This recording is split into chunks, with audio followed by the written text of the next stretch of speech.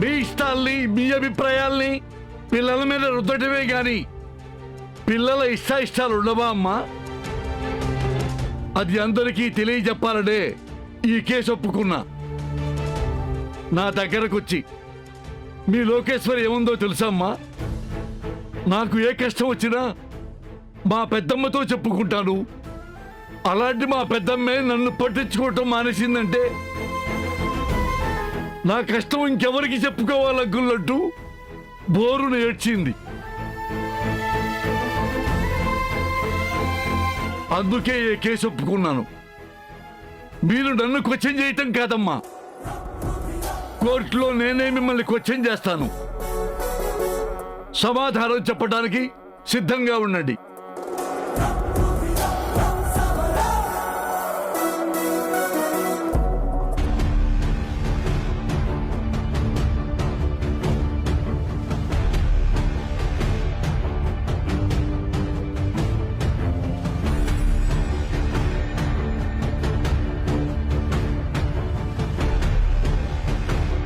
నా లైఫ్లో ఎప్పుడూ కోర్టు మెట్లెక్కలేదు. నీ కారణంగా ఇప్పుడు రావాల్సి వచ్చింది. అమ్మా, అసలే అది కోపంలో ఉంది, ఇంకెందుకు రెచ్చగొడతావు?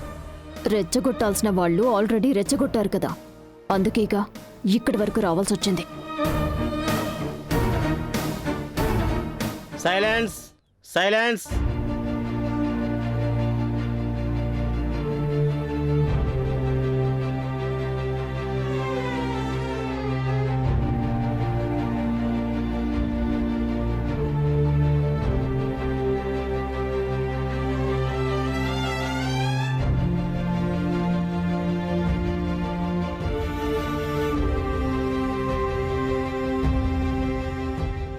Yes, proceed.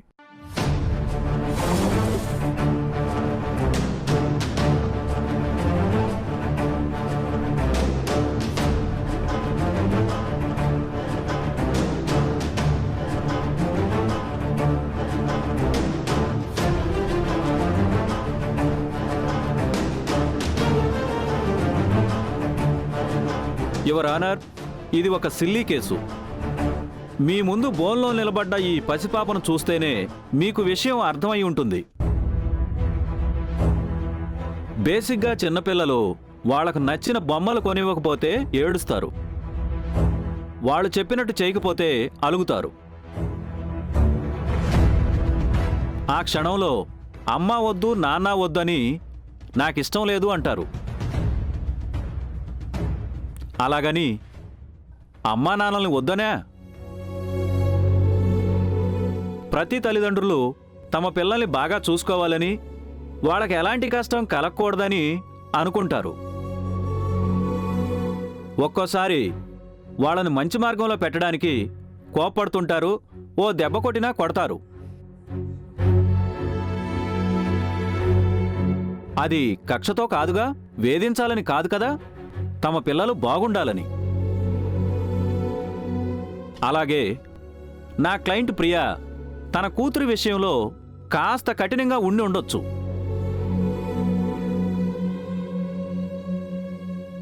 అంత మాత్రాన అమ్మ వద్దని కేసు పెట్టడం, దాని గౌరవనీయులైన లాయర్ గారు కోర్టు వరకు తీసుకురావడం కోర్టు సమయాన్ని వృధా చేయడం అవుతుందని నా అభిప్రాయం.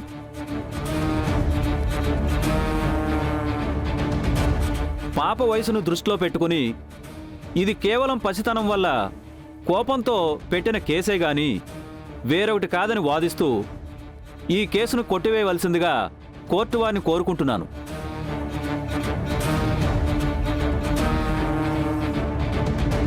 లేదు జడ్జి గారు, లాయర్ గారు అన్ని అబద్ధాలు చెప్తున్నారు.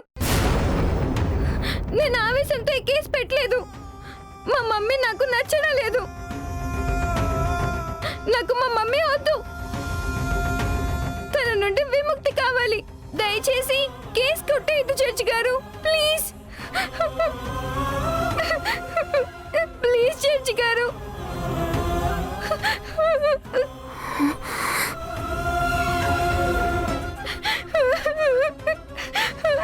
Order, order, order. పాప, కోర్టులో అలా ఏడవకూడదు. నువ్వేం చెప్పాలనుకుంటున్నావో నిర్భయంగా చెప్పు. పాప, జడ్జి గారు అడుగుతున్నారుగా, మీ మమ్మీ వల్ల నీకే ఇబ్బంది కలిగింది? అయినా అమ్మ మీద కేసు ఎవరైనా పెడతారా? తప్పు కదూ? యువర్ ఆనర్, తల్లి మీద కేసు పెట్టడం తప్పని నీతి చెబుతున్నారు లాయర్ గారు. కానీ అసలు తేలాల్సింది కేసును ఎందుకు పెట్టాల్సి వచ్చింది అని. పాపని మాట్లాడనివ్వండి. మా మమ్మీ నాకు అన్నం పెట్టకుండా చాలా ఇబ్బంది పెడుతుంది. నాకు నచ్చడం లేదని చెప్తున్నా వింటలేదు. అందుకే నాకు మా మమ్మీ వద్దు. చూసారా యువరానర్, అమ్మ వద్దు, నన్ను ఇబ్బంది పెడుతోంది అంటుంది. చెప్పిందే చెబుతుంది. Immaturity sir. నిజానికి నా క్లయింట్ ప్రియా తనని ఎలాంటి ఇబ్బందులకి గురి చేయలేదు.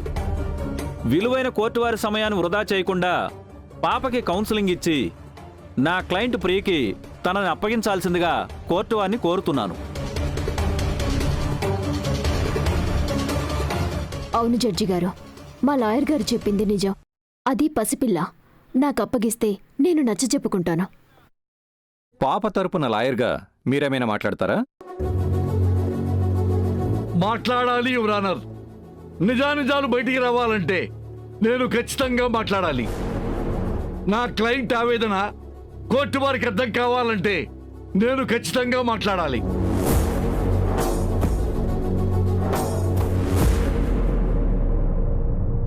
మన లాయర్ గారు అన్నారు ఈ పాపది పసితనమని. కరెక్టే. అమ్మ ఒళ్ళో నిద్రపోతూ నాన్నతో కలిపి ఆటలాడే వయసులో ఈ పాప అమ్మ వద్దు అని కోర్టుకెక్కిందంటే తన వల్ల తనంత ఇబ్బంది పడిందో అర్థమవుతుంది సార్.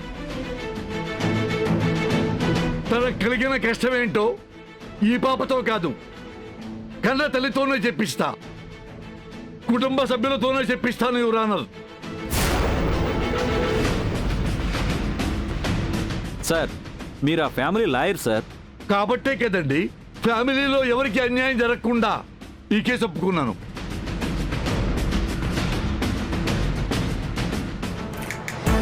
అమ్మా, మీ పేరు?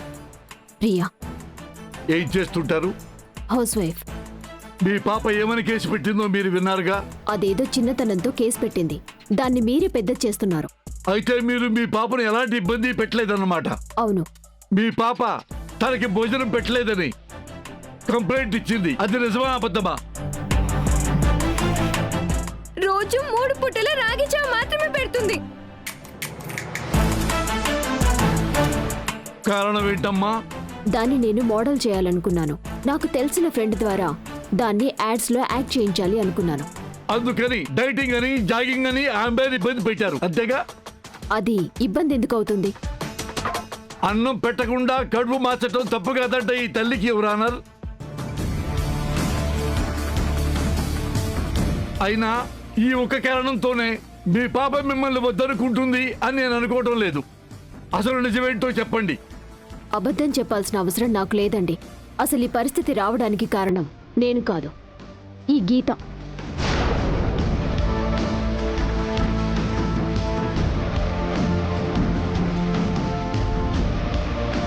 గీత? ఆవిడకేంటి సంబంధం? అదే ప్రశ్న నేను చాలాసార్లు అడిగాను. నా కూతురికి నీకు సంబంధం ఏంటి అని.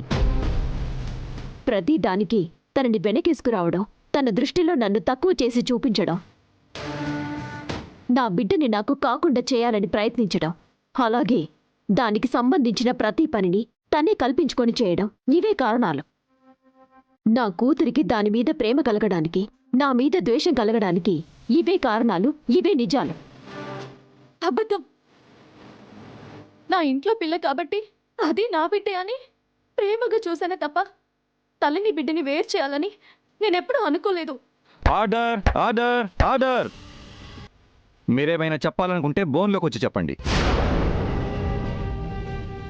యువర్ ఆనర్, ఆమె ఒకటే కాదు, కుటుంబ సభ్యులందరినీ బోన్లోకి పిలవాల్సిందిగా కోరుతున్నాను. Yes, granted.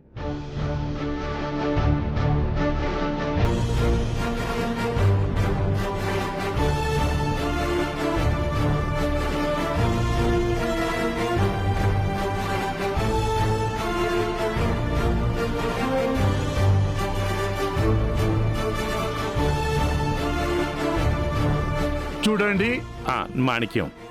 మాణిక్యం గారు, ఈ ఇంటి పెద్దగా మీకు తెలిసిందేమిటో కోర్టు వారికి చెప్పండి. మా లోకి చెప్పింది నిజమండి.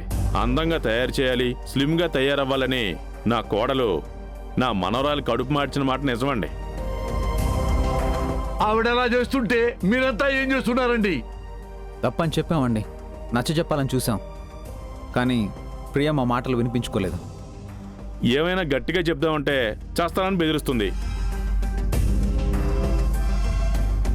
తను అలా బెదిరిస్తుంది కాబట్టి పాపను పట్టించుకోవటం మానేశారు, అంతేగా?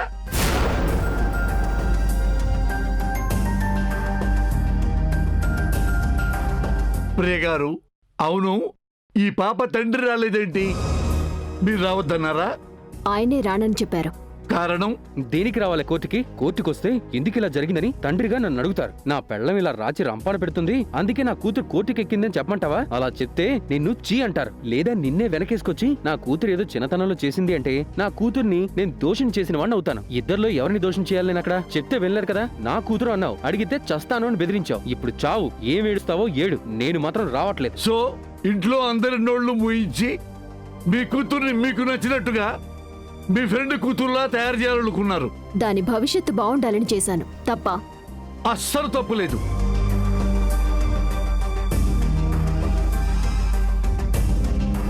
ఏమ్మా, నీ కారణంగా తన కూతురు తన మాట వింటలేదని, ఈ పరిస్థితి రావడానికి కారణం మీరే అని ప్రియా అంటుంది. దానికి మీరేమంటారు?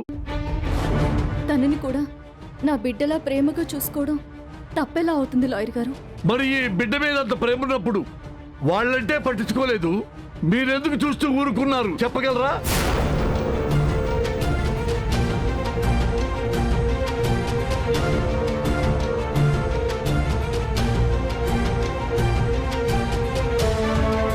తనతో మాట్లాడి తనని పట్టించుకుంటూ పోతే లోకేశ్వరి ప్రియకి ఇంకా దూరమైపోతుందని మా ఆయన చెప్పడంతో నేను కామ్గా ఉండిపోయాను. అయితే అసలు తప్పంతా చేసింది మీరే అంటాను. మీరేమంటారు? మా గీతం తప్పు చేయడం ఏంటండి? తనది కాని బిడ్డ మీద గీత ఎంత ప్రేమెందుకు చూపించిందండి? పిల్లల్ని ఎవరైతే దగ్గరకు తీసుకుంటారో వాళ్ళకే దగ్గరైపోతారు. ఆ మాత్రం ఈవిడికి తెలియదా? యువర్ ఆనర్, కుటుంబ సభ్యులు చెప్పినవన్నీ విన్న తర్వాత నాకొక విషయం అయితే అర్థమవుతుంది. ఈ పాప ఇబ్బంది పడటానికి, నాకు విముక్తి కావాలంటూ కోర్టుకెక్కడానికి ప్రియా ఒక్కటే కాదు, ఈ కుటుంబ సభ్యులు అందరూ కారణమని కోర్టు వారికి తెలియజేస్తున్నాను.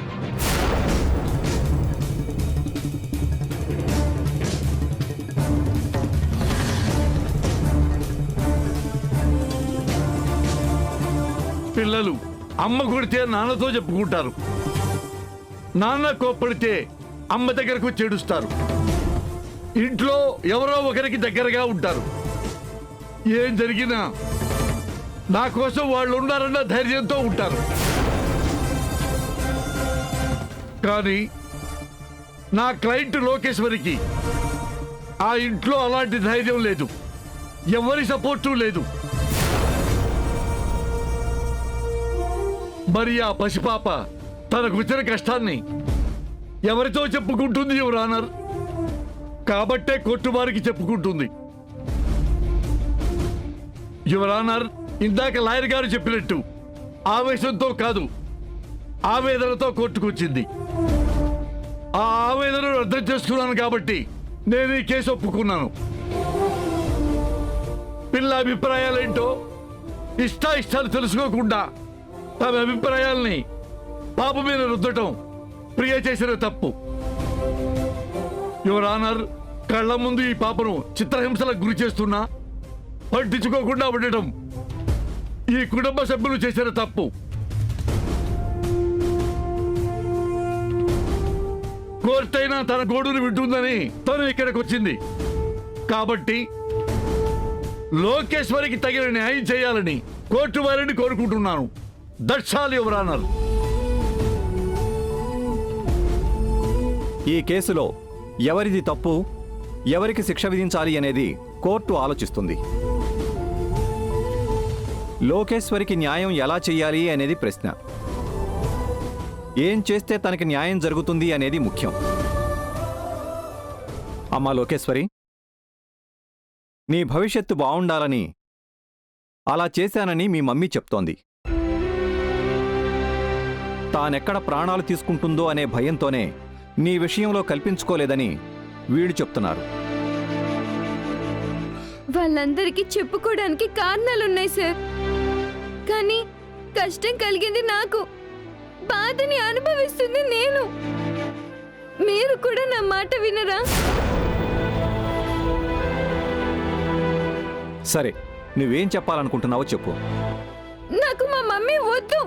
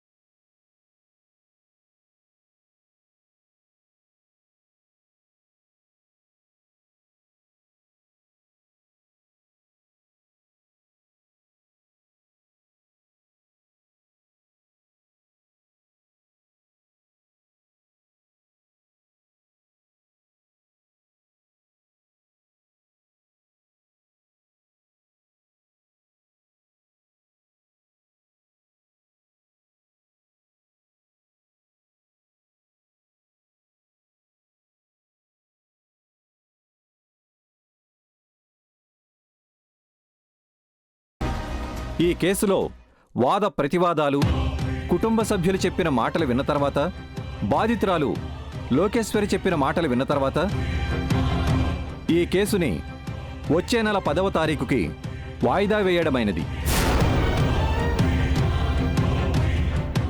ఆ గడువులోపు కన్నతల్లైన ప్రియ లోకేశ్వరిని మంచిగా చూసుకొని తన నిర్ణయం మార్చుకునే ప్రయత్నం చేయగలిగితే అప్పుడు లోకేశ్వరి చెప్పే నిర్ణయాన్ని బట్టి ఈ కోర్టు ఒక డెసిషన్ తీసుకుంటుంది.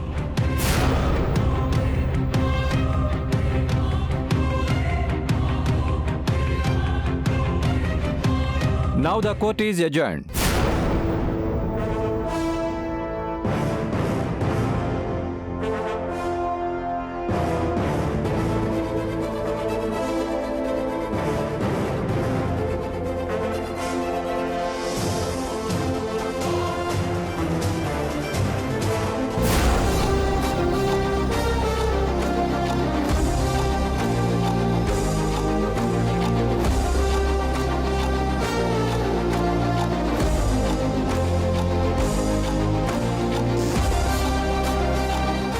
చూడు లిటిల్ రాజా, ఇక నుండి నీకెలాంటి భయమూ ఉండదు, ఎవరి వల్ల నీకెలాంటి ఇబ్బంది ఉండదు.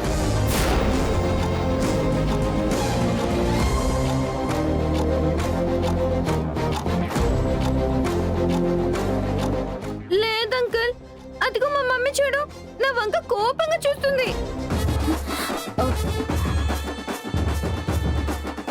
కోపంగా చూడడం లేదే, నిన్ను ప్రేమగా ఎలా చూసుకోవాలా అని ఆలోచిస్తున్నానంతే.